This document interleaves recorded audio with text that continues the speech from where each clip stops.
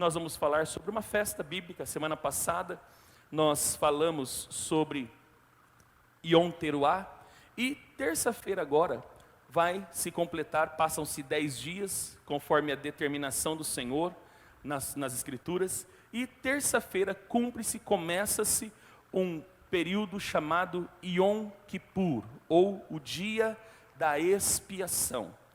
Todas as festas bíblicas, amados, ela aponta para um único destino, amém? Ela aponta para Jesus. Aliás, toda a Bíblia, toda a extensão da Bíblia, de Gênesis a Apocalipse, ela aponta para uma única pessoa, a pessoa de Jesus. Tudo que você vê nas Escrituras, desde Gênesis 1, na criação, até o término de todas as coisas, quando tudo será restaurado e haverá novos céus e nova terra, tudo está apontando para uma pessoa. E as festas do Cordeiro, que nós vamos encontrar com mais exatidão em Levítico capítulo 16, ali você vai conhecer as 7 festas fixas do Cordeiro, as 7 festas fixas de Yahvé, que Deus ele chama de suas. Deus ele não fala que é uma festa específica de um povo. Deus ele não fala que é uma festa, que são festas específicas de uma cultura específica. Não, ele está dizendo que as festas são dele. E quem pode celebrar as festas? Amém? Elas podem ser celebradas pelos israelitas que foram chamados pelo Senhor e todos aqueles que reconhecem Yahvé como seu Deus. Isso é declarado pelo próprio Yahvé em Levítico a partir do versículo 16. A palavra festa, quando nós falamos festa, logicamente, para nós aqui no Ocidente, festa é churrasco, né?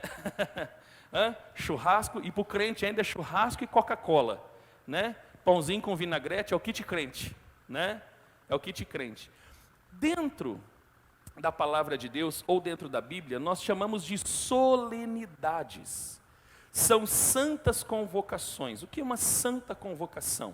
Santa convocação, Deus chama o seu povo para se voltar para Ele. Então, o povo, eles podem viver, então existem os ciclos. O ciclo semanal, por exemplo, Deus, ele estabelece um dia para separado para Ele, para que o povo se volte para Ele.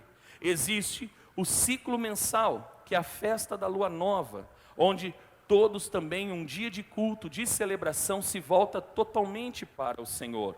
Existe os ciclos de semanas de anos, né? Que são 7 anos, é uma semana de anos. Então, 6 anos os filhos de Israel plantam e colhem, mas no 7º ano a terra descansa. Existe o ciclo do jubileu, que são 50 anos, então 49 anos, os filhos de Israel, eles trabalham, têm funcionários, compram, vendem, mas no 50º ano, tudo é perdoado, as dívidas são perdoadas, os escravos são soltos, amém, queridos?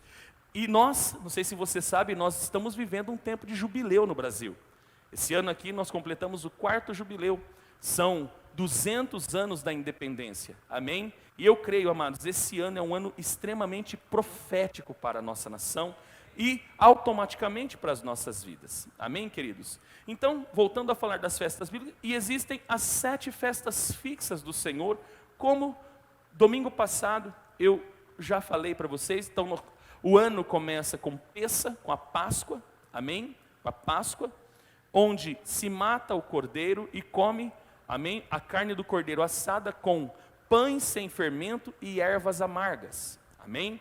Tem depois, aliás, antes disso tem a festa dos pães ázimos, a festa de Matzot, onde os filhos de Israel tinham que remover todo o fermento, tudo que fosse fermentado dentro de casa deveria ser removido de dentro de casa, pois o fermento, ele tem a tipologia do pecado. Então, ali há a remoção do pecado, amém? Estabelecendo o perdão, amém, queridos? Depois tem primícias.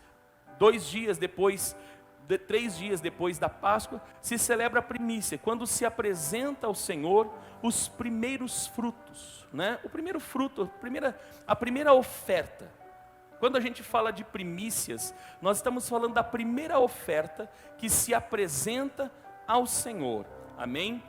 Aí depois nós temos Yom Teruah, que é a festa da trombeta que nós falamos domingo passado.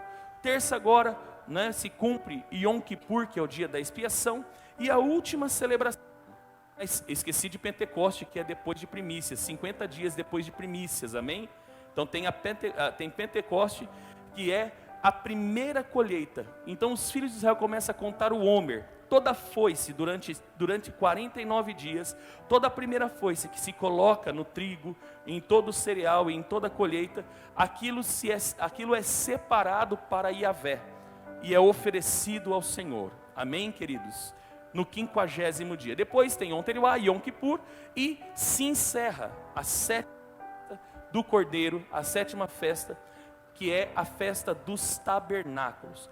Todas essas festas, queridos, elas apontam para Jesus.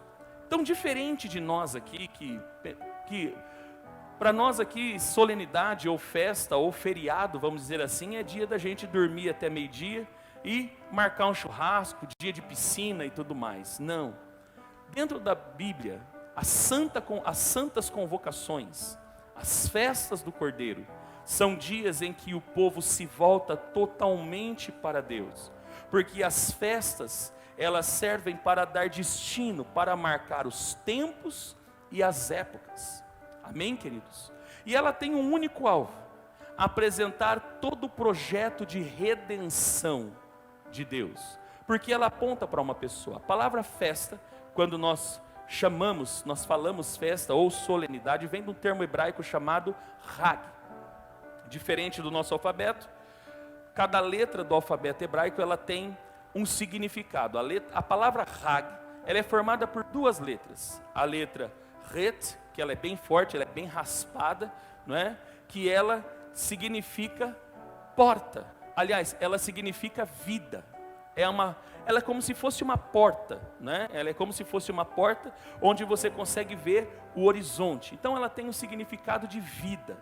E a letra Gimel significa uma ponte. Se você olhar a letra Gimel, ela parece uma ponte, né? Como se atravessasse de uma extremidade para outra extremidade. Então o que significa a palavra festa? A palavra festa significa apontamento para a vida, ou ponte que conduz à vida. E nós sabemos quem é a vida. Jesus já declarou isso. João 14,6 ele disse: eu sou o caminho, a verdade e a vida. Ninguém vem ao Pai senão por mim. Então quando nós falamos das festas, quando nós falamos das solenidades de Yahvé, todas elas apontam para uma única pessoa, aquele que é poderoso para dar vida e vida em abundância. Nós estamos falando de Jesus, amém, queridos? Então hoje eu quero ministrar sobre Yom Kippur. O tema da mensagem é Yom Kippur, o verdadeiro sacrifício a Deus. Deus, ele já recebeu um sacrifício perfeito, amém? E este sacrifício, ele é único, definitivo e insubstituível. Ele é único, amém, queridos? E é por meio deste sacrifício que hoje nós podemos ter um espírito que clama dentro de nós: Abba, Pai, amém? Abra comigo a sua Bíblia, Hebreus capítulo de número 10.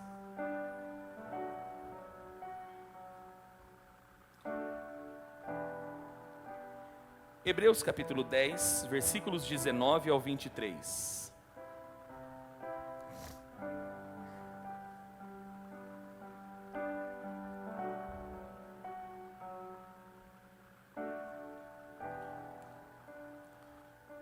Louvado seja o nome do Senhor. Todos acharam? Hebreus 10, do 19 ao 23, diz assim: sendo assim, irmãos, tendo plena confiança para entrar no Santo dos Santos, mediante o sangue de Jesus, por um novo e vivo caminho, que Ele nos descortinou por intermédio do véu, isto é, o seu próprio corpo, e tendo um magnífico sacerdote sobre a casa de Deus. Portanto, acheguemo-nos a Deus com um coração sincero e com absoluta certeza de fé, tendo os corações aspergidos, para nos purificar de uma consciência culpada e os nossos corpos lavados com água pura. Amém, queridos? Pai das luzes, nós mais uma vez em oração agradecemos ao Senhor o privilégio que temos de estarmos reunidos em Tua casa neste dia profético, neste dia glorioso para a nossa nação. E mesmo assim, Senhor, nós estamos aqui porque reconhecemos que Tu és, Senhor, tudo o que nós precisamos. Por isso agora nós nos voltamos para a Tua palavra, nós agora nos desfazemos de toda distração, Senhor, e pedimos mais uma vez que o Senhor nos dê a todos nós, Pai, espírito de sabedoria e de revelação na pessoa de nosso Senhor Jesus Cristo, e que todo pensamento agora seja levado cativo à obediência de Cristo, e que cada um de nós possamos sair daqui direcionados, Pai, por meio da Tua palavra. É o que nós oramos em nome de Jesus. Amém.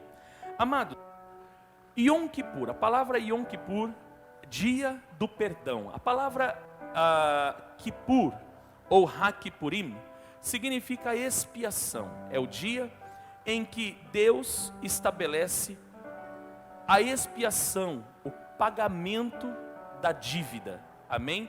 Ou a anulação de todos os pecados. É um dia que nós podemos chamar de dia da justificação. A justificação é um termo que nós usamos bastante quando nós falamos sobre salvação. E o que é a justificação? É a isenção da culpa. Amém? Mas, amados, fato é que sempre existiu uma dívida. Na verdade, essa justificação, ela não vem simplesmente de uma maneira assim, como se ninguém tivesse pago a dívida. Não, a dívida ela foi paga. Amém? E é por isso que nós fomos livres da culpa. Amém, queridos? Então, essa expiação fala de cobertura. Alguém que foi lá e cobriu diante de Deus a nossa dívida. Então, queridos, quando nós falamos de Yom Kippur, nós estamos falando do dia em que Deus estabeleceu o perdão, a justificação para o pecado de toda a humanidade. Amém? E isso aconteceu por meio de nosso Senhor Jesus Cristo. Mas quando foi estabelecido? Isso foi estabelecido quando Deus chamou um povo dentre todas as nações da terra, dentre todos os povos que já existiam. Deus, Ele escolhe um homem, e por meio deste homem, Ele elege um povo que fosse chamado pelo seu nome, um povo que tivesse as marcas de Deus. Amém? Então Deus, através de um homem chamado Abrão, que sai de Ur dos Caldeus, todos nós conhecemos parte dessa história, ou toda essa história, amém? Então Deus chama um homem de Ur dos Caldeus, chamado Abraão, amém? Coloca um novo nome sobre ele, Abraão, que é pai de multidões, e dele, Deus gera um povo para si, que posteriormente é conhecido por Israel, nome exatamente do neto de Abraão, filho de Isaac. Quando ele lutou com Deus, ele teve o seu nome mudado de Jacó para Israel. Então Deus, ele chama esse povo, e após 430 anos no Egito, escravos no Egito, Deus levanta um libertador por nome Moisés, todos conhecem, né? E Deus então chama esse povo para ir para a terra que Deus havia prometido a Abraão. Quando Deus chama esse povo e conduz esse povo atravessa o Mar Vermelho, vive milagres extraordinários. Então Deus leva esse povo até aos pés do Monte Sinai, e Deus então estabelece o Código Civil, né? Vamos dizer assim, a constituição do povo de Israel.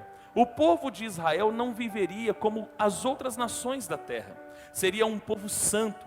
A vontade de Deus era que Israel fosse uma nação de sacerdotes, que oferecesse sacrifícios a Deus, que fosse um povo aceitável a Deus. Então Deus, ele estabelece a constituição, o Código Civil do povo de Israel. Então ali nós temos as leis cerimoniais, como essa, Yom Kippur, por exemplo, é uma lei cerimonial, mas existem as leis de saúde, as leis de negócio, né? As punições porque para todo erro, para todo pecado existem as suas punições, amém, queridos? Então, Deus estabelece a esse povo uma lei, não é? Ou uma constituição, mas não uma constituição comum, uma constituição que estaria totalmente voltada para Deus. E esse povo, cumprindo essa lei, vivendo essa lei, eles estariam debaixo da bênção de Deus. Amém, queridos? Até aí tudo bem? E dentro destas leis, Deus estabelece as solenidades, as santas convocações. E uma das santas convocações era exatamente o dia em que Deus iria reunir o povo para perdoar os pecados do povo. Vamos entender isso? Abra comigo Levítico, se puder, a sua Bíblia, ou se você quiser acompanhe aqui no telão, amém? Levítico 16, versículos de número 1 ao versículo 22, nós vamos ver exatamente que esta cerimônia, né, ou este dia, ele aponta exatamente para aquilo que Jesus, o nosso Messias, ele já fez por nós na cruz do Calvário. Mas aqui, no Antigo Testamento, Deus, ele está mostrando o que era necessário para que ele, o Senhor Todo-Poderoso, o justo juiz, aquele que julga todas as coisas, como que ele estabeleceria o perdão ao seu povo? Porque afinal de contas, mesmo sendo eleito, era um povo oriundo de Adão. E todo homem nascido de Adão, ou todo homem que tem como descendência a descendência de Adão, ele é pecador. Amém, queridos? Romanos 3:23 diz: os pecados e destituídos estão da glória de Deus. Amém? Então todos foram submetidos ao pecado a partir de Adão por causa da queda. Então era necessário que os homens recebessem o perdão de Deus. E como que Deus estabeleceria esse perdão no Antigo Testamento? Vamos ver aqui. Levítico 16, verso 1 até o 22 diz: depois que os 2 filhos de Arão foram mortos quando apresentaram diante de Yahvé o Senhor uma oferta de incenso, não estava de acordo com a lei. Deus falou de novo com Moisés e ele disse: fala a Arão teu irmão que não é a qualquer momento que ele pode entrar no lugar santíssimo. Então a primeira coisa, o povo não tinha acesso à presença de Deus. Amém? A presença de Deus habitava com o povo. Como? Por meio do tabernáculo. Lá em Êxodo 21, você vai ver Deus dizendo para Moisés que era necessário se construir um tabernáculo para o Senhor. Um lugar onde Deus morasse no meio do povo. Amém? Mas não era qualquer um que tinha acesso a este lugar. Apenas os sacerdotes. Deus estabeleceu uma das tribos de Israel, que é a tribo de Levi, exatamente para este serviço. Apenas eles tinham acesso diante de Deus. Quando Deus estabelece o sumo sacerdócio, ou o grande sacerdócio, ou o grande sacerdote, que no caso o primeiro é Arão, amém? Então Deus, ele ordena como que eles fariam para entrar na presença de Deus. Porém, Arão tinha 2 filhos, chamados Nadab e Abiú, e esses homens, eles pensavam que eles podiam fazer qualquer coisa. E Deus é um Deus que não aceita qualquer coisa, amém, queridos? Nós precisamos entender que o Deus que nós servimos, que é o Deus de Israel, ele não aceita qualquer coisa. Então nunca dê qualquer coisa para Deus. Deus, ele sempre quer o melhor, e o melhor não é o que nós achamos que é melhor, é o que ele determinou que é melhor. Amém, queridos? Quem está entendendo? Amém? Então, queridos, Nadab e Abiú vai diante de Deus e oferece um sacrifício em tese. Eles fizeram tudo certinho, mas na hora errada. Aqui já pega uma revelação. Amados, você pode fazer tudo certo, mas se você não souber a hora de fazer e o momento de fazer, você vai estar desobedecendo a Deus, porque Deus diz que, a Bíblia diz, aliás, que há um tempo determinado para todo o propósito debaixo do sol. E a Bíblia diz que esse sacrifício de Nadab e Abiú, ele chegou diante do Senhor como um fogo estranho. Foi uma adoração estranha. Então, ali na mesma hora, Nadab e Abiú, eles morrem. exatamente porque eles poderiam estar fazendo a forma correta, mas no tempo errado. Então, amados, por isso que nós precisamos aprender a ter o discernimento. Se existe algo que a igreja nos dias de hoje precisa adquirir e buscar em Deus, se chama discernimento. Para discernir o tempo de agir, a forma correta de agir, em Eclesiastes 8 diz isso, que para cada circunstância há um tempo determinado e uma forma correta de agir. Amém? Muitos de nós acabamos nos dando muito mal em algumas situações, exatamente porque não sabemos discernir a hora certa de agir e a maneira correta de fazer. Amém ou não amém? E nós precisamos, amados, buscar em Deus. Levante a sua mão, amém? E diga assim: Espírito Santo, eu peço hoje que me des discernimento, para que eu jamais desobedeça a Deus. Amém, queridos? Discernimento é imprescindível. Tanto é, amados, eu gosto muito de um texto, se não me falha a memória, está em 2 Samuel. A Bíblia fala que havia alguns príncipes de uma das tribos, chamada a tribo de Issacar. E uma das qualidades, uma das coisas interessantes que esses homens tinham, que era uma tribo de guerra. Mas algo de interessante, muito peculiar dessa tribo, é que eles sabiam discernir os tempos.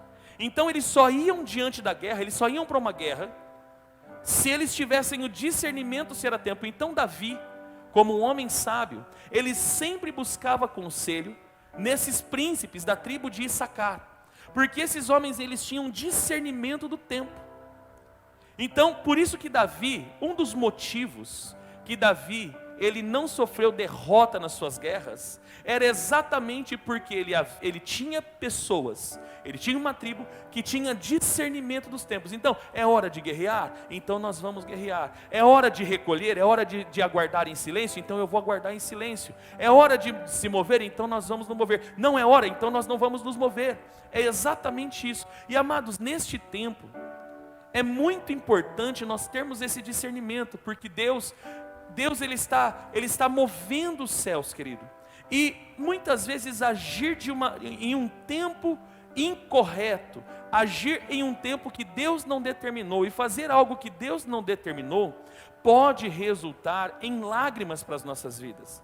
Pode resultar até mesmo em desgraças. Tome cuidado. Houve um tempo, a gente fala do rei Davi, mas Davi houve um tempo que ele, sem discernir o que Deus estava querendo, a Bíblia ainda diz que Satã influenciou, porque Satanás ele pode influenciar pessoas de governo, a Bíblia diz isso. E a Bíblia fala que Satã influenciou Davi, e Davi resolveu fazer algo que Deus não mandou. Mandou fazer um recenseamento, mandou contar o povo. E por causa daquilo, todo o povo sofreu. Vocês têm noção do que é isso? Isso é o que acontece quando nós nos movemos, agimos, decidimos, fora do tempo ou fora do que foi estabelecido por Deus. Então por isso é muito importante, você nas suas orações, no seu tempo de devocional, no seu tempo que você busca o Senhor, é muito importante você buscar discernimento. Deus está trazendo uma revelação aqui, hein? Isso é uma palavra-chave, isso é uma palavra-chave para a tua vida e para esses tempos, porque esses tempos que nós estamos vivendo, agir fora da vontade de Deus pode resultar em grandes dores e dificuldades para as nossas vidas, e não sofre só a gente, sofre quem está perto da gente também. Amém? Então, amados, uma dica: só mude de emprego se for da vontade de Deus. Só mude de casa se for da vontade de Deus. Amém? Tudo que você for resolver fazer nesse tempo, é tempo de você buscar a Deus. Então só faça o que Deus mandar você fazer. Amém? O que Deus mandar você fazer, no tempo de Deus e no modo de Deus. Eu garanto para você que você vai viver de glória em glória e de vitória em vitória. Mas se movendo no tempo de Deus, e no modo de Deus. Porque para todas as coisas existe tempo e modo. Levante a sua mão e declare comigo isso. Fala: para todas as coisas existe tempo e modo. É assim que Deus trabalha, querido. Deus, ele não trabalha fora do tempo e Deus não trabalha fora do modo. Ele tem um tempo e um modo de fazer as coisas e nos direcionar para fazer. E não nos mover de acordo com o tempo e o modo de Deus pode dar ruim, como exatamente aconteceu com os filhos de Arão, Nadab e Abiú. Por agirem, por se moverem fora do tempo e fora do modo, aquela adoração, aquilo que eles fizeram, cheirou, não teve um cheiro bom diante de Deus. E a Bíblia fala que por causa daquilo, eles morreram imediatamente, foram fulminados diante da Arca da Aliança. E então Deus mais uma vez chama Arão e fala assim: Arão, eu vou ensinar de novo, porque de vez em quando Deus precisa desenhar para a gente, amém? Deus já havia falado, mas Deus falou: Moisés, chama Arão de novo, que agora eu vou desenhar como é que ele vai fazer. Pergunta para a pessoa que está perto de você, fala: irmão, será que Deus está precisando desenhar para você?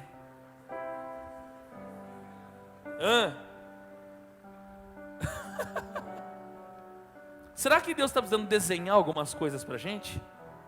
Porque muitas vezes, oh meu Deus do céu, eu não sei quem é você que veio hoje no culto, você está olha, você é uma benção. Eu não sei quem é você. Deus está falando com pessoas aqui. Não tinha nada a ver com a mensagem, é uma mensagem de ensino, gente. Mas sabe o que acontece, querido? Muitas vezes Deus fala, porque Deus fala. Deus fala de todas as formas.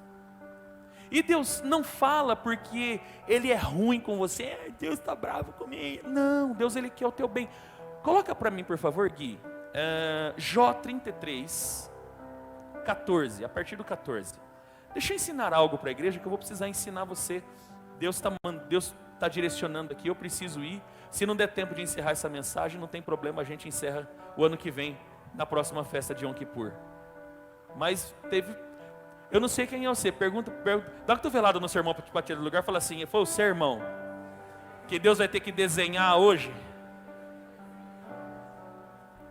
Mas que coisa, não, rapaz? Você pensa que Deus não te acha? Deus te acha. Deus acha você. E Ele te achou hoje. Por causa do você, avacalhou minha pregação hoje. Mas deixa eu ensinar para você, querido. Preste atenção. Entretanto, a verdade é que Deus fala.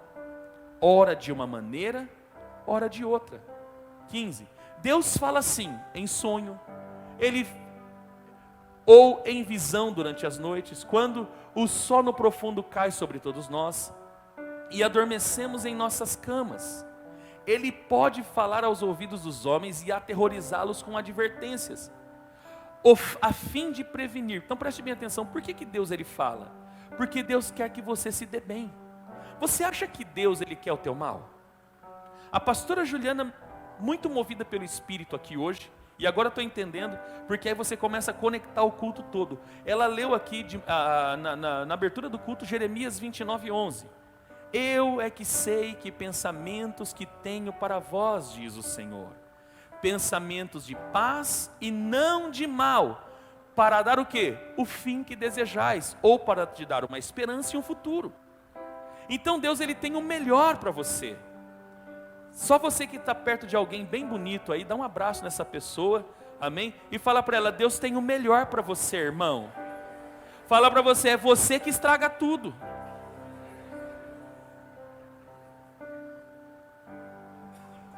Somos nós que estragamos tudo, irmão. Estragamos por causa do orgulho, estragamos por causa da nossa religiosidade, estragamos por causa dos nossos sofismas, a gente estraga tudo.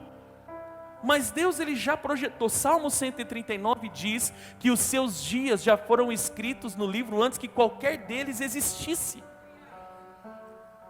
Então Deus tem o melhor para nós. E quando Deus ele fala, Ele não fala porque Ele é carrasco. Ele fala porque Ele quer nos prevenir. Prevenir do quê? A fim de prevenir o ser humano das suas más ações e livrá-lo da soberba e da arrogância, para poupar a sua alma da cova e sua vida de passar pela espada. É exatamente por isso que nós precisamos aprender a discernir tempo e modo. Discernir tempo e modo é aprender a ouvir a voz de Deus, porque Deus, Ele fala de todas as formas, querido. Tem até uma música, acho que é da Estela, que fala, né? Eu sei que me fala através de um irmão, quando dobro o joelho em oração, pela palavra, até no silêncio Deus está falando. Então por que muitas vezes nós nos damos mal em algumas circunstâncias? Por que muitas vezes nós sofremos em algumas circunstâncias? Porque muitas vezes a gente é movido por aquilo que nós vemos. Ai, olha, apareceu uma proposta, né? Olha, é bênção. Só porque a proposta é boa não significa que ela é bênção. Se você não souber discernir, você vai se dar mal. Houve um tempo, no tempo que Neemias estava reconstruindo Jerusalém, a Bíblia fala que ele levantou 3 homens contra aquela construção, chamados Sambalate, Tobias e Gesem. E esses caras um dia numa estratégia, faz uma boa proposta para Neemias. Vem ter conosco, vamos sentar, vamos bater um papo, vamos conversar. Vamos tentar resolver esse negócio politicamente correto. Vamos ajeitar. Neemias, um homem sábio, por isso que eu falo para você, nós precisamos discernir o tempo. Há tempo de abraçar, há tempo de afastar de abraçar, há tempo de conversar, há tempo de se calar, há tempo de viver, há tempo de morrer, há tempo para tudo. E Neemias, discernindo o tempo, quando ele recebe o convite de Sambalate, Tobias e Gesem, ele manda a resposta: eu não posso ter convosco, pois eu estou realizando uma grande obra e não posso parar. Porventura eu vou parar para ir atrás dos 6? Pega a chave, irmão. Deus está liberando uma chave hoje para algumas pessoas aqui. Não são para muitas. Deus está liberando uma chave. Então discernir as coisas, querido, vai fazer você caminhar debaixo da vontade de Deus. Não discernir e não agir no tempo e no modo de Deus só vai trazer sofrimento para a tua vida, só vai trazer sofrimento para a tua história. E aí acontece, o que acontece? Chega o sofrimento e nós vamos reclamar: ai Senhor, mas nossa, por que eu estou passando por isso? Foi você que construiu isso, querido. A maioria das tribulações, a maioria dos dissabores que nós vivemos, somos nós mesmos que estabelecemos. E aí depois a gente quer jogar a peteca na mão de Deus. Ah, Deus, resolve aí para mim. É assim ou não é? Ai, Deus, resolve aí. Por que Deus vai resolver? Deus teria obrigação de resolver? Não. Existem coisas que Deus não vai resolver. Existem coisas que Deus vai te ensinar a resolver. Então aprender a discernir o tempo e o modo de Deus vai te ajudar muito. Eu vou falar para você, existem pessoas que Deus é tão bom que Deus desenha. Assim, você está vendo, tá vendo aqui, tá vendo, tá aqui, E aí o que você faz? Eu vou pedir uma confirmação, 3 pessoas, se Deus confirmar. Aí você quebra minhas pernas. Motivado por quê? Porque muitas vezes você quer tanto uma coisa, você quer tanto que aconteça, muitas vezes até por uma motivação errada. Você quer levar vantagem em tudo, então por causa daquilo e aí você se dá mal. E aí na hora que você se dá mal, aí você vem, ai, eu não sei onde é que eu estava com a cabeça. Em cima do pescoço. Era só pensar. Então aprenda, querido, não seja como Nadab e Abiú. Aprenda a agir no tempo de Deus e no modo de Deus. Quer ser bem sucedido em tudo que você faz? De novo, quer ser bem sucedido em tudo que você faz? Então, haja, se mova no tempo de Deus e do modo de Deus. Não é do seu jeito, Ele vai mostrar para você como fazer. Deus não erra, querido. Eu vou repetir, Deus não erra. Quando Deus chamou Noé para Noé fazer uma arca, Noé não era construtor de barco. Não era construtor de barco? Não era agricultor, o negócio dele era cultivar uva. Tinha nada a ver com barco. Mas o mesmo Deus que chama é o mesmo Deus que capacita. É o mesmo Deus que ensina. Ah, pastor, mas não sei, eu não tenho recurso. Se Deus está chamando, se o projeto é de Deus, Ele vai financiar o teu projeto. Ele vai preparar o recurso. O que você precisa? Ouvir a voz de Deus. Ter discernimento. É tempo. É o jeito certo. É a maneira correta de se fazer. Se você muitas vezes não tem essa resposta e tem dificuldade, faça como Davi. Busque aqueles que Deus chamou com a unção de discernimento de tempos. E existe muita gente que pode falar para você: rapaz, não é tempo. Chegou a hora. Amém, queridos? Faça como Davi. Você não sabe discernir o tempo? Busque conselho. Existe, em nome de Jesus, eu oro para que nesta manhã o Espírito Santo derrame sobre nós a unção de Issacar. Amém, queridos? Levante sua mão e diga comigo: eu recebo hoje a unção da tribo de Issacar para aprender a discernir os tempos e os modos de Deus. Amém? Posso voltar a pregar agora? Deus já falou com você? Então vou voltar a pregar. Amém? Prosseguindo, ele disse: falarão teu irmão que não é a qualquer momento que ele pode entrar no lugar santíssimo, que fica atrás do véu, diante do propiciatório, a tampa da arca que está sobre a arca.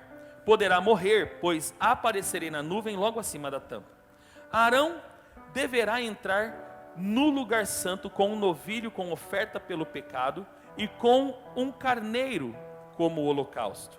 Antes de entrar, Arão tomará um banho e vestirá as roupas sacerdotais sagradas, todas confeccionadas em linho, isto é, os calções, a túnica e o cinto. E na cabeça ele colocará o turbante, também feito de linho puro. Receberá da comunidade de Israel 2 bodes. Então vai prestando atenção aqui, 2 bodes, ok? A Bíblia dá o nome de bode expiatório, que fala da expiação, que fala de Quipur, e o outro de bode emissário. Há uma doutrina, há uma doutrina errante por aí, que diz que esses bodes representam Lúcifer e Jesus, que os dois são irmãos, tá? É uma denominação, uma seita, que existe por aí, que tem como característica a guarda do sábado. Não vou falar o nome por ética. Amém? Arão tomará os 2 bodes e os apresentará diante do Senhor à entrada da tenda do encontro. E lançará sortes mediante 2 pedras, uma com o nome de Yavé e a outra com o nome de Azazel. A palavra Azazel significa deserto ou esquecimento, ok? Arão trará o bode cuja sorte caiu para Yavé e o sacrificará como oferta pelo pecado.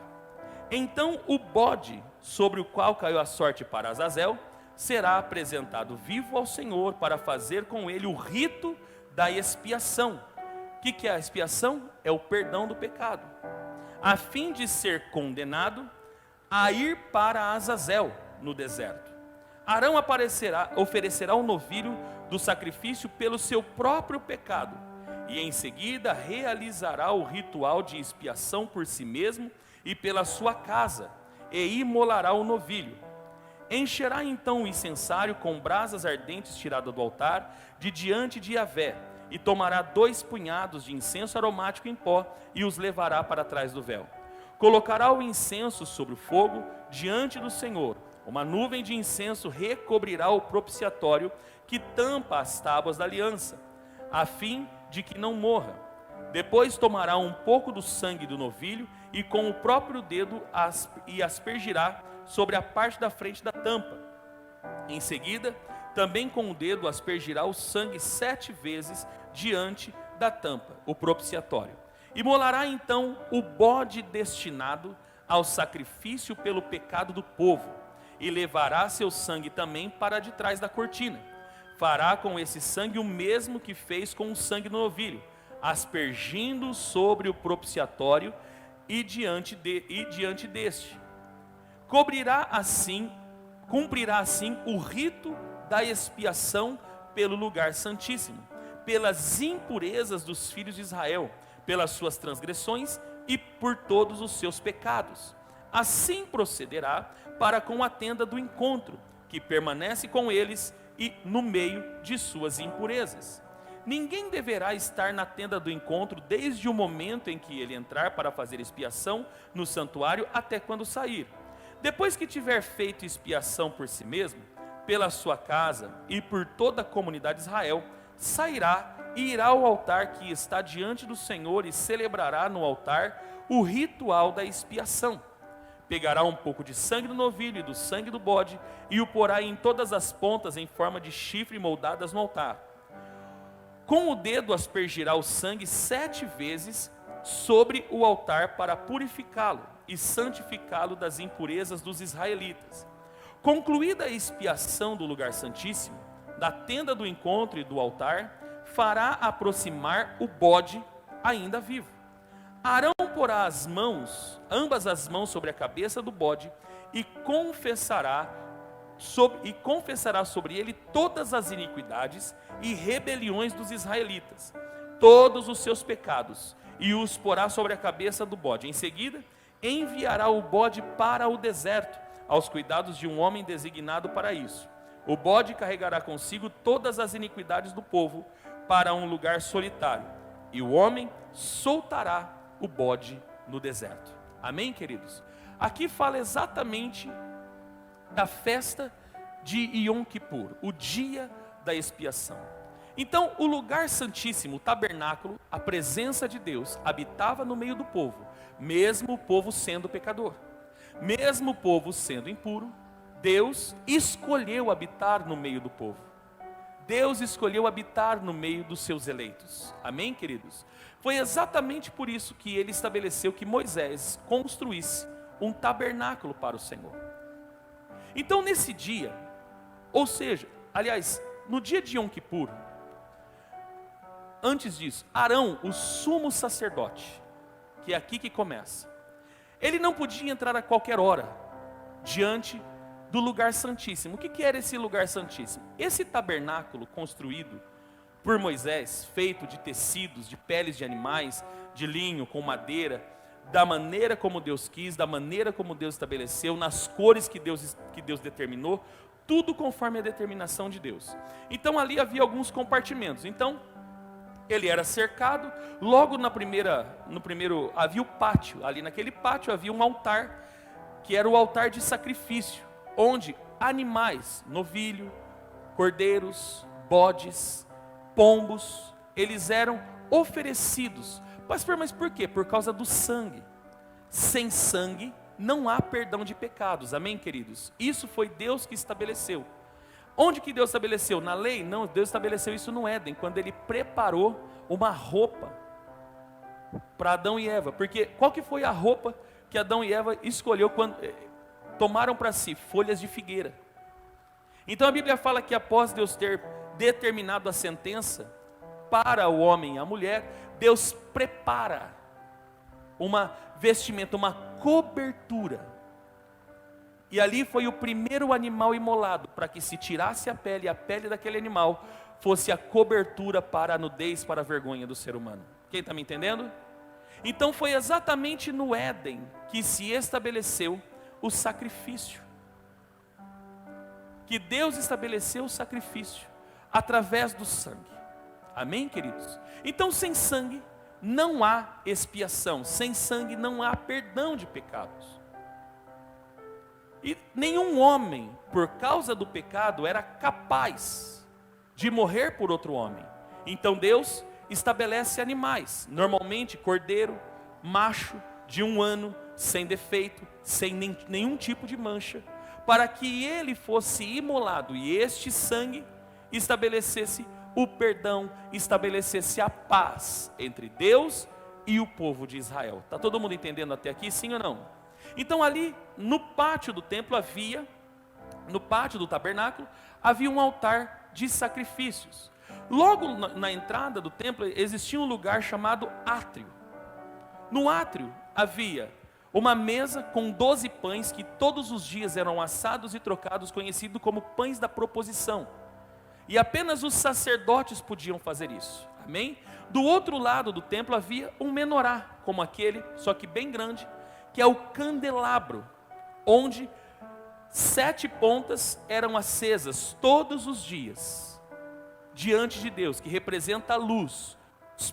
Os pães da proposição. E logo na frente havia uma cortina grossa, bem grossa. E antes dessa cortina havia um altar de bronze, chamado incensário. Então ali, todos os dias pela manhã, o sacerdote ele tinha que entrar e queimar incenso diante de Deus. Então ali no átrio, atrás do véu, atrás desse tecido bem grosso, era onde foi colocado a Arca da Aliança. A Arca da Aliança, ela representa a presença de Deus no meio do povo. O que era exatamente a Arca da Aliança? Uma caixa, imagina uma caixa, feita de madeira, revestida com ouro, com 2 travessões, porque todas as vezes que os filhos de Israel fossem se mover, eles tinham que levar a arca, amém? Então aqueles bastões para que ninguém tocasse na arca. Dentro dessa caixa foi colocado as tábuas da lei, que são os 10 mandamentos, o decálogo. Foi colocado uma porção do maná que Deus derramou no deserto, e a vara de Arão, que havia florescido no deserto. Esses 3 foram colocados dentro dessa arca, fechado com a tampa. Na tampa havia a figura de 2 querubins com as asas abertas, um para um lado, um de frente para o outro. E ali naquele centro era conhecido, essa caixa que tampava essa arca, ela era chamado de propiciatório. A palavra propiciação significa pagamento. Então ali era o altar do pagamento, o altar do propiciatório. Deus se manifestava exatamente todas as vezes que se queimava incenso, se formava uma nuvem de fumaça. Amém, queridos? E o sumo sacerdote ou sacerdote aspergia sangue. E ali era estabelecido o perdão ou a maldição. Perfeito? Quando que Arão e os sumos sacerdotes poderiam fazer isso? Uma vez por ano. Só uma vez por ano. Então não era do jeito que ele queria, não era quando ele queria. Era uma vez por ano. E detalhe, só o sumo sacerdote poderia fazer isso. Só ele. Nenhum dos outros sacerdotes, ninguém mais poderia fazer. Somente o sumo sacerdote. Então o sumo sacerdote, uma vez por ano, o que ele fazia? Primeiro, ele tinha que fazer a purificação de si mesmo. Tomava um banho, colocava as vestimentas de sumo sacerdote, colocava o urim e o tumim, né? A estola sacerdotal. E aí ele fazia um sacrifício primeiro por ele. Então ele pegava o novilho, matava o novilho, pegava o incenso e ia para trás da cortina. Primeiro ele ia fazer expiação por ele. Primeiro ele tinha, porque ele também era pecador.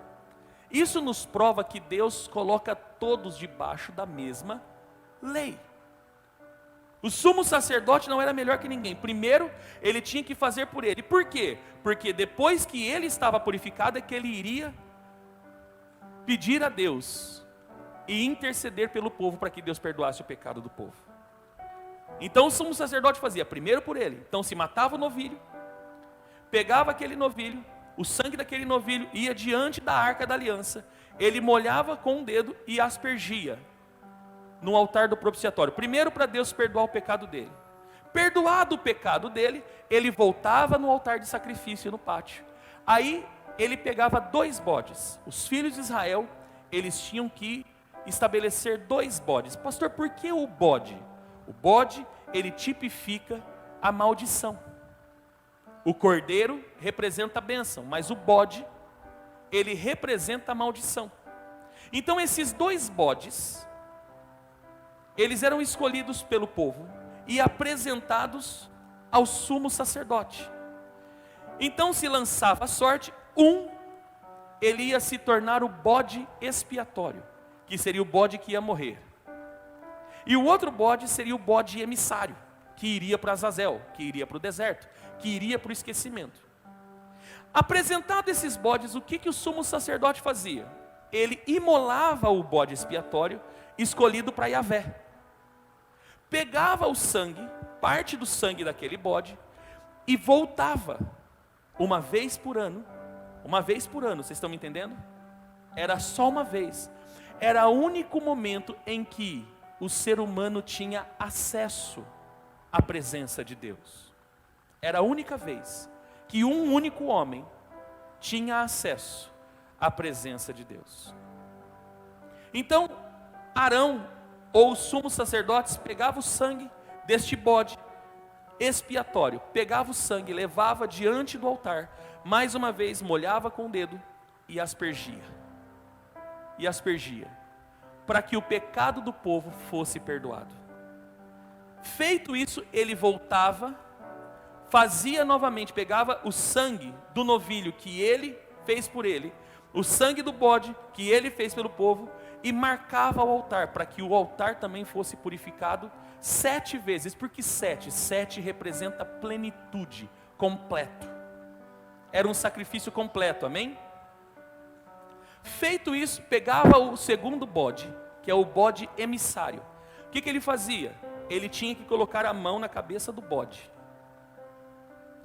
emissário, e confessar os pecados. O que ele estava fazendo? Ele colocava todos os pecados do povo sobre aquele bode. Vocês estão pegando aí ou não? Ele pegava e começava a confessar todos os pecados do povo e colocava sobre a cabeça daquele bode. Confessados os pecados, ele escolhia um homem e levava esse bode para o deserto. Por que deserto? Porque deserto é um lugar de esquecimento. E essa era a determinação de Deus: eu não vou mais me lembrar do pecado de vocês. Vocês estão entendendo? Então esse bode emissário, ele era enviado para o deserto, exatamente para ele ser esquecido lá. Esse bode, ele carregava o pecado do povo para longe do povo. Então Arão tomava banho, fazia todo o rito, e aí eles começavam a se preparar para a festa dos tabernáculos, porque Deus havia perdoado os pecados do povo. Isso, amados, tudo isso que está demonstrado aqui em Levítico é apenas sombra do que haveria de vir. Vou repetir. Lá em Colossenses 2, Paulo deixa bem claro que todos esses ritos, eles eram apenas sombra do que haveria de vir. Porque viria um sacrifício mais excelente que o sacrifício de bodes e novilhos. Abra comigo agora a sua Bíblia, Hebreus capítulo 9, versículo 11 ao 28, para nós entendermos. Quando Cristo chegou como sumo sacerdote, Jesus então agora, ele se torna sumo sacerdote. Pastor, por que ele se tornou sumo sacerdote? Porque primeiro, ele não precisou fazer nenhum rito para que ele tivesse os pecados perdoados, porque ele não tinha pecado. Eu vou repetir, você não entendeu? Ele não tinha pecado. Pastor, por que ele não tinha do homem? Porque ele não foi nascido de homem, ele foi obra do Espírito Santo. Amém? Ele foi obra do Espírito Santo. Então ele foi encontrado sumo sacerdote, e ele é comparado, se você pegar o capítulo 7 e 8 também de Hebreus, ele é comparado a um sumo sacerdote ao qual Abraão havia dado o dízimo. Melquisedeque, que é Melech Tzadik, que é rei de justiça. Esse Melquisedeque, ele é uma figura também do que haveria de vir.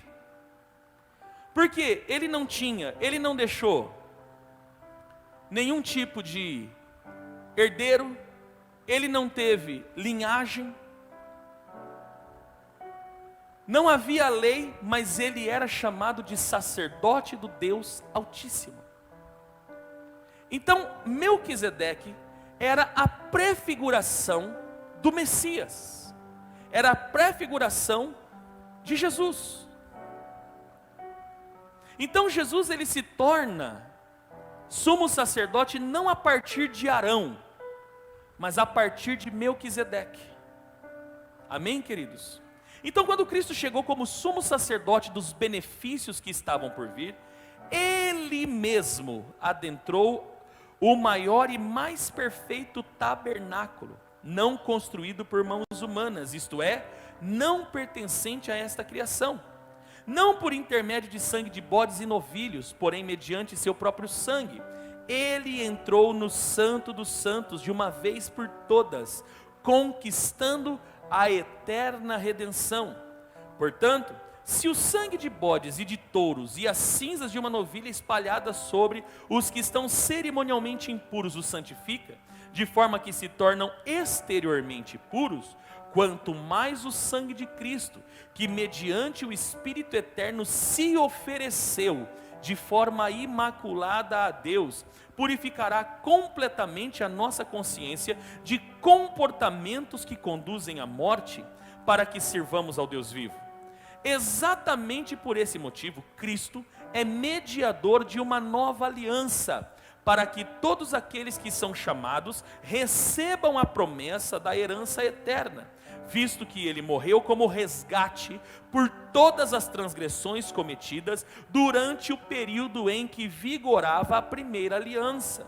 No caso de um testamento, é imperioso que se comprove a morte daquele que o determinou, porquanto um testamento só tem validade legal após a confirmação da morte do testador, considerando que não poderá entrar em pleno vigor enquanto estiver vivo quem o faz.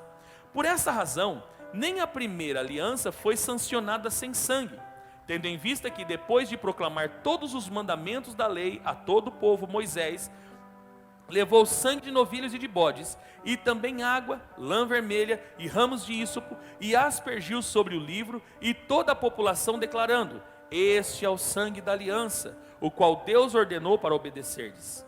E procedeu da mesma maneira, aspergindo com sangue o próprio tabernáculo e todos os utensílios usados nas cerimônias sagradas.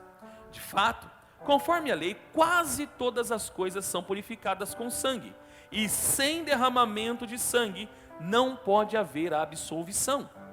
Portanto, se faz necessário que as representações das construções que estão no céu fossem purificadas mediante tais sacrifícios, mas os próprios elementos celestiais por meio de um sacrifício muito superior a estes.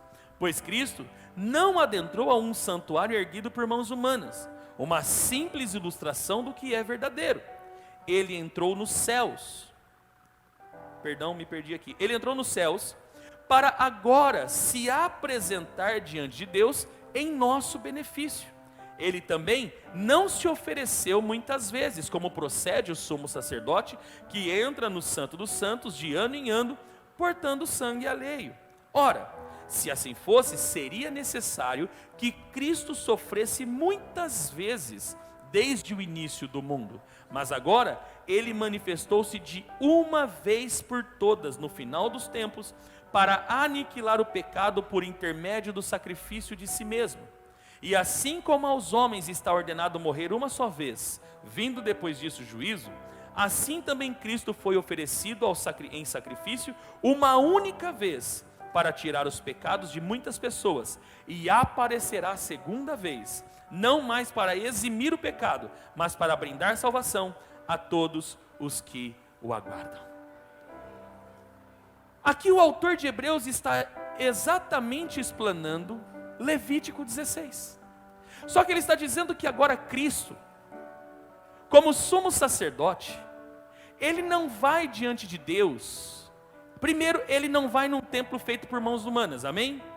Jesus, ele não entrou num templo feito por mãos humanas. Tanto é que quando o véu se rasgou, a arca da aliança não estava lá. Não tinha arca. Onde estava a arca? SDS, só Deus sabe. Mas não tinha arca. Então em qual lugar que Jesus entrou? Ele entrou num lugar, num tabernáculo superior. Por isso que Jesus ressuscitou. E é interessante que isso é comprovado, que no dia da ressurreição, Quando Maria o encontra e ela não reconhece, quando ela reconhece, ela Rabone. E a hora que ela vê Jesus, ela se empolga e ela queria talvez dar um abraço. E Jesus fala para ela: não me toque, porque eu ainda não fui para o Pai. Como assim? Depois de ressurreto, Jesus se apresenta como sumo sacerdote das nossas vidas, acima de Arão. E ele não vai diante de Deus apresentar ou aspergir um sangue alheio de bodes. Ele vai apresentar o seu próprio sangue. Então ele é o sumo sacerdote. Ele é o sacrifício perfeito a Deus. Amém? Ele é o sacrifício perfeito a Deus. E ele se apresenta com o seu próprio sangue. E apresenta o seu próprio sangue diante de Deus para a nossa justificação. Ele leva, como bode emissário, ele leva os nossos pecados no madeiro, um lugar de esquecimento. Porque de acordo com a história, ou de acordo com a doutrina, aqueles que eram crucificados, eles eram esquecidos, eles estavam no lugar de maldição. Maldito todo aquele que morrer pendurado no madeiro. Então Jesus, como bode expiatório, ele se fez maldição em nosso lugar. Ele se fez maldição em nosso lugar. Por isso a representatividade do bode. Ele, como bode expiatório, ele morre para que o seu sangue fosse apresentado diante de Deus. Ele é o bode emissário porque todos os nossos pecados estavam sobre ele. Todos os nossos pecados foram colocados sobre ele. Isaías profetiza isso.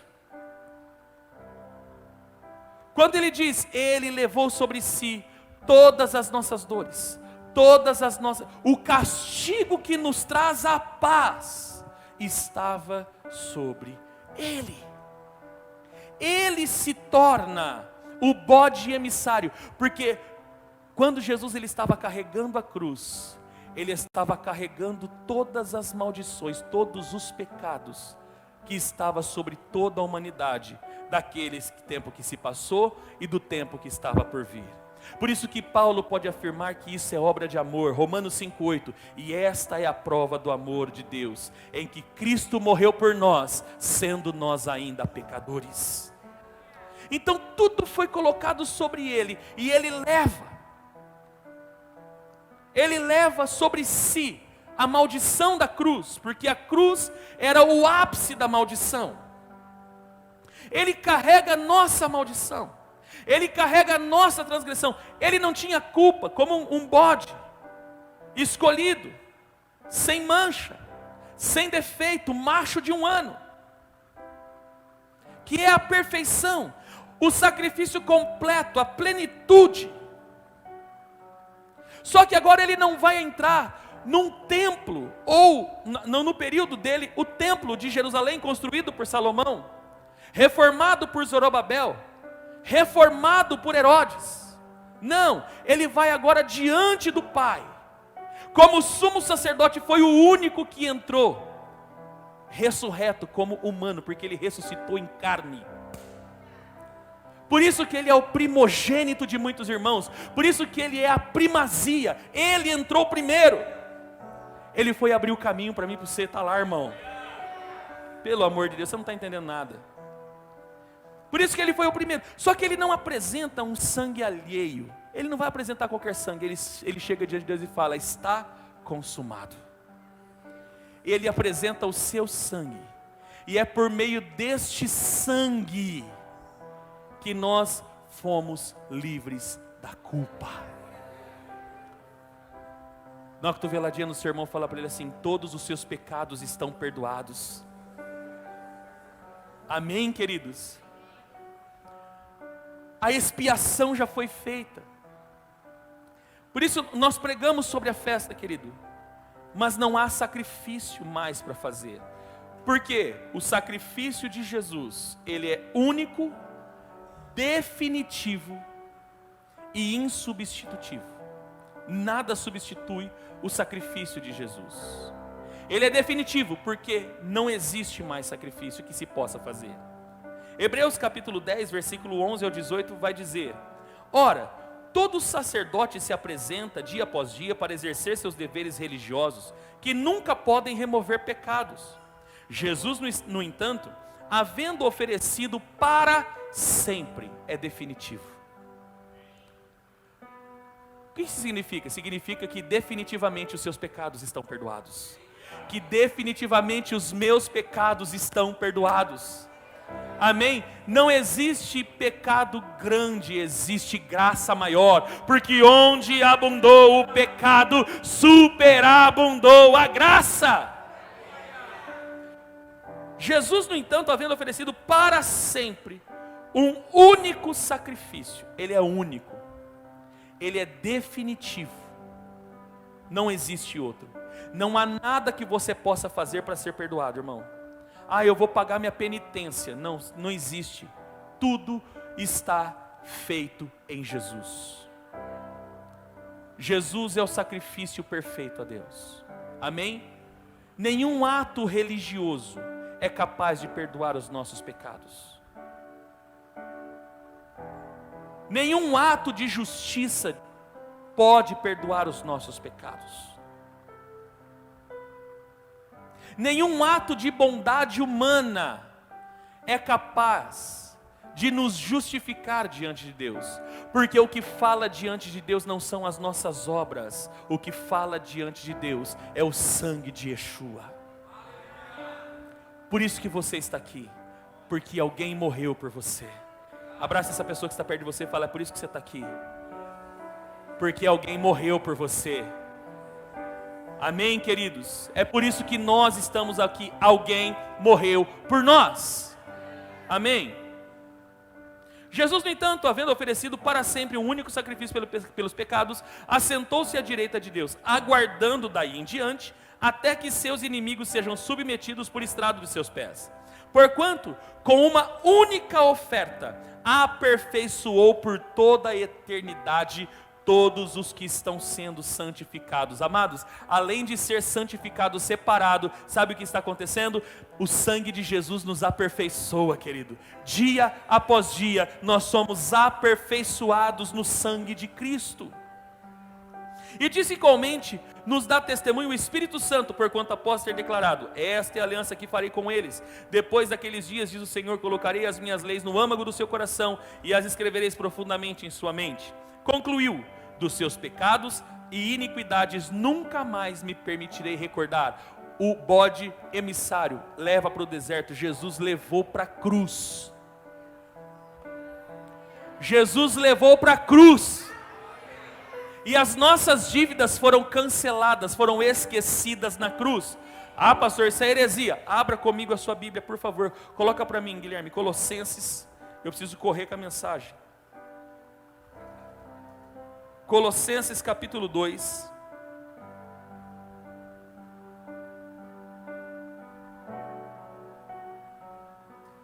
Versículo 13 ao 15.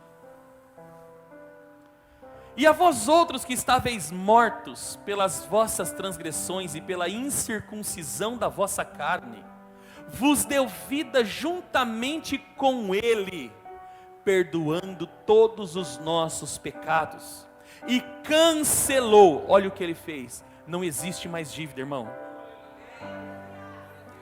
Eu vou repetir, diante de Deus você não deve mais nada. Não, pelo amor de Deus. Se alguém falar isso para mim, se eu estou no seu lugar, amado, eu chuto a cadeira para trás e saio rodopiando falando língua estranha. Eu vou falar de novo, não existe mais culpa sobre você. Não deixe mais viver, não se permita viver, querido, cheio de culpa, porque todas as suas culpas Jesus já levou na cruz do Calvário. Não existe mais dívida, não existe mais dívida. Acabou. Todas as nossas culpas, Jesus carregou sobre Ele. E cancelou o escrito de dívida, que consistia em ordenanças, que nos era contrária. Ele removeu completamente, pregando na cruz. Acabou, querido. Você precisa tomar posse disso. Pastor, o que eu faço para viver isso? Fé. Fé. Não tem outra coisa. Deus não quer seu sacrifício mais. Ele quer apenas que você creia. Fé. Versículo 15 para completar. E despojando as autoridades e poderes malignos. Por quê? Porque estes são os nossos acusadores. De acordo com Apocalipse 13, ele nos acusa de dia e de noite diante de Deus. Dia e noite nós somos acusados diante de Deus, mas dia e noite, todas as vezes que eles nos acusam, vem Jesus e fala: eu já paguei o preço, tetelestai, está consumado, não existe mais culpa. Por isso que Paulo, Romanos 8:1, ele diz: nenhuma condenação há para aqueles que estão em Cristo Jesus. Nenhuma condenação há para aqueles que estão em Cristo Jesus. Acabou. Acabou. Chega de carregar culpa. Eu sinto no meu espírito que tem pessoas aqui nesta manhã que você carrega um sentimento de culpa dentro de você, por causa de alguns erros cometidos, por causa de falhas. Eu quero dizer para você, tudo isso já foi levado para a cruz, tudo isso já foi cancelado, anulado, está pago, foi coberto. Hoje não se vê mais o seu pecado, porque o sangue de Jesus cobre. O sangue de Jesus é a cobertura que cobre, que paga toda a nossa dívida diante de Deus.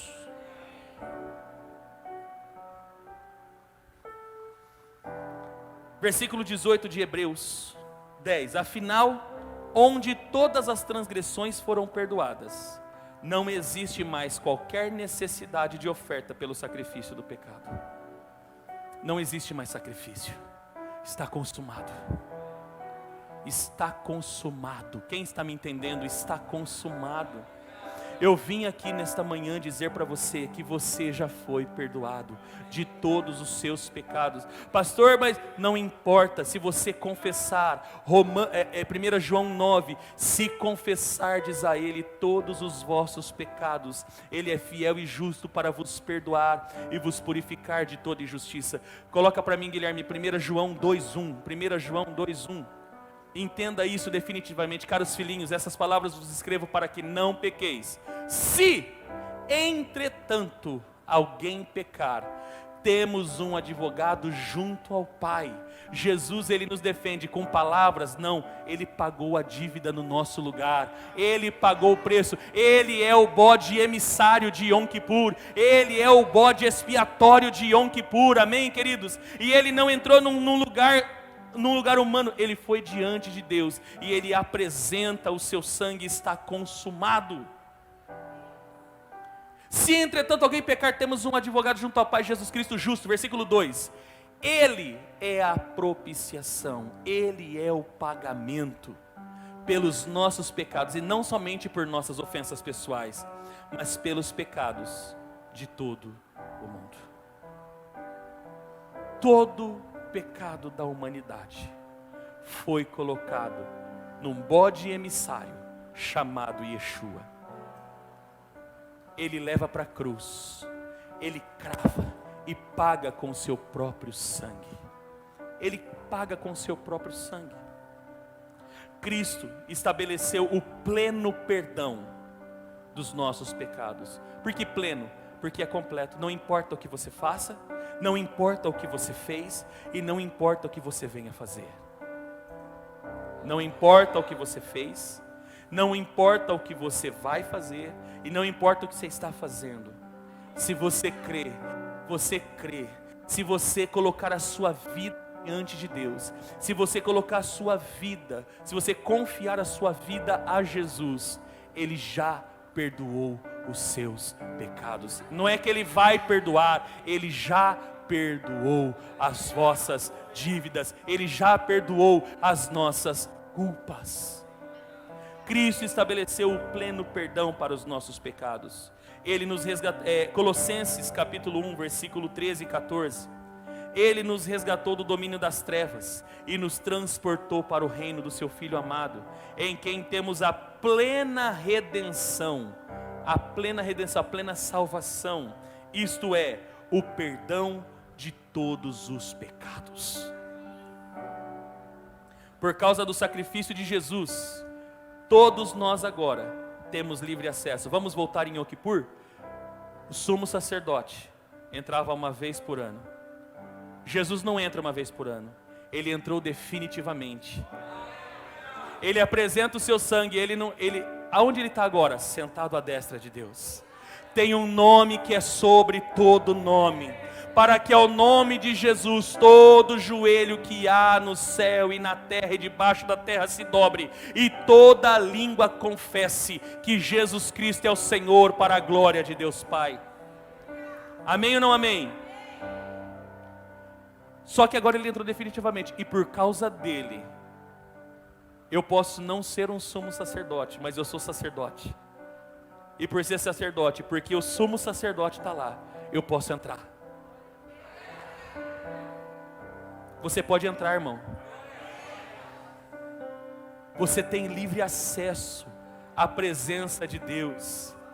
E você não o chama de Elohim nem de Adonai. Você chama ele de Pai. Pelo amor de Deus. Você chama ele de Pai. Quando você chega diante dele, quando você entra, você não chama Elohim, não, você chega, Pai Nosso. Ele é meu Pai agora. Ele não é só meu Deus, Ele é meu Pai. Então, amados, você agora, o que o sumo sacerdote fazia de ano em ano, você pode fazer a hora que você quiser. Porque o sumo sacerdote já está lá. É exatamente isso que o texto que nós lemos como base. Volta aí por gentileza em Hebreus capítulo 10. Verso 19 ao 23.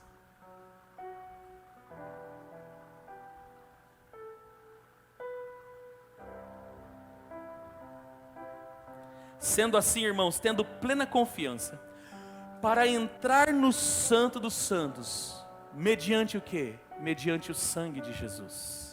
Então por Ele é o novo e Ele é o vivo caminho. Ele é o novo, Ele é o vivo caminho. Já não é mais o caminho por sangue de bodes, é pelo sangue dele. Por causa do sangue dele, todos nós agora temos acesso à presença. Você tem acesso à presença, querido.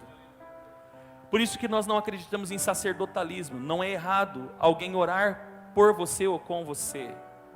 Mas eu quero dizer para você que o acesso que qualquer sacerdote, eu e qualquer um dos nossos pastores tem, você também tem. A mesma liberdade para entrar que nós temos, você também tem.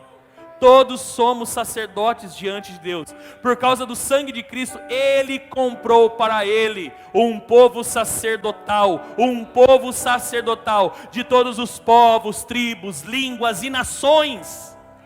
Apocalipse 1 diz isso. Então hoje nós temos livre acesso. Então, sendo assim, tendo plena confiança, hoje você pode saber, você tem liberdade para entrar por um novo e vivo caminho que Ele nos descortinou. Ele rasgou o véu. O véu é a sua carne. O sofrimento da carne de Jesus rasgou o véu. Não existe mais separação entre nós e Deus. Deus está perto de nós. E tendo um magnífico sacerdote sobre a casa de Deus. Portanto, pastor, eu posso entrar então agora de qualquer jeito? Não. Deus continua sendo exigente. Você pode entrar, mas existe um modo de entrar. Como que eu vou entrar? Versículo 23. Primeiro, com um coração sincero. Deus conhece o teu coração. Não adianta você entrar na presença de Deus sem sinceridade, sem verdade, porque Ele vai saber. Então como que eu vou me apresentar diante de Deus? Primeiro, arranca a capa. Tira a máscara, irmão. Diante de Deus toda a máscara cai. Precisa cair.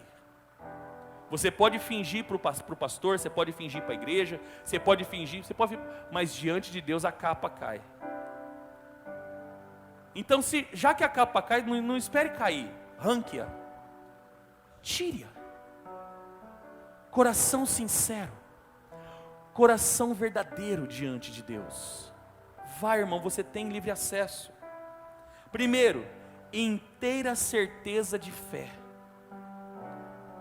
Você precisa estar convicto que Ele te ouve, e que você tem acesso a Ele, e que você pode ter intimidade com Ele. Músicos, vamos subir para a gente encerrar? Terceiro, coração purificado da má consciência. Em Apocalipse 22 diz: bem-aventurado aquele que lava suas vestes no sangue do Cordeiro. A minha consciência precisa estar livre da culpa. Amém ou não amém, queridos? Não se preocupa com a movimentação aqui do pessoal. Coração purificado da má consciência. E quarto, corpo lavado. Pastor, por que o corpo? Aqui mais uma vez eu volto a frisar aquilo que eu sempre venho ensinando. Eu não posso fazer o que eu quero do meu corpo. O meu corpo, ele é culto diante de Deus.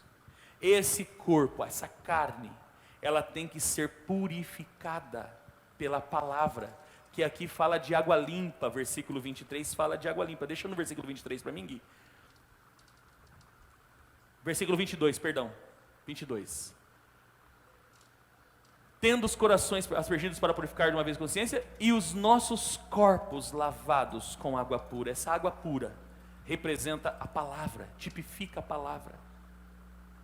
Tem que estar purificado. Você hoje tem o livre acesso, eu tenho livre acesso, mas a santidade continua sendo o padrão de entrada. Quem está me entendendo? Levante sua mão e diga: eu preciso ser santo. Sem santidade ninguém verá o Senhor, querido. Isso não é só para salvação, isso é em qualquer momento. Você tem livre acesso, eu tenho livre acesso, mas a santidade continua sendo o padrão de entrada. A santidade continua sendo o modo pelo qual nós entramos. Entramos pelo sangue, mas não entro de qualquer jeito. Aleluia. Então, querido, as nossas culpas, os nossos pecados, eles foram perdoados. Eu vim aqui nessa manhã dizer para você que Deus perdoou a sua culpa, que Deus perdoou as suas dívidas. Se coloque de pé, queridos, vamos